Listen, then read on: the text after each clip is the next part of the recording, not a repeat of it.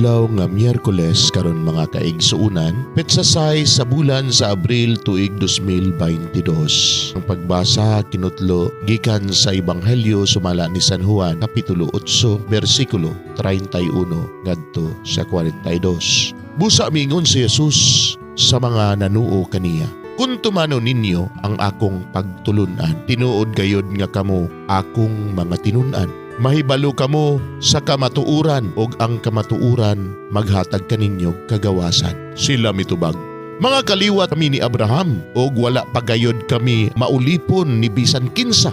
Busa, unsa may buot mong ipasabot sa imong pag-ingon nga kami makabaton og kagawasan?"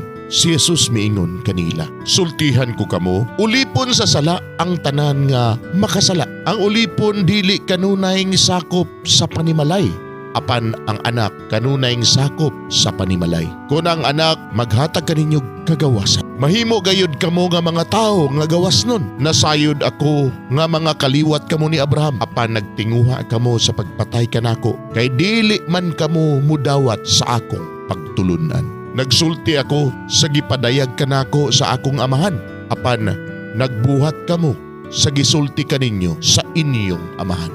Sila nitubag, "Si Abraham ang among amahan." Apan si Jesus mitubag, "Kung tinuod pa nga mga anak kamo ni Abraham, buhaton unta ninyo ang iyang gibuhat. Ang gibuhat ko lamang mao ang pagsulti kaninyo sa kamatuuran nga akong nadungog gikan sa Dios.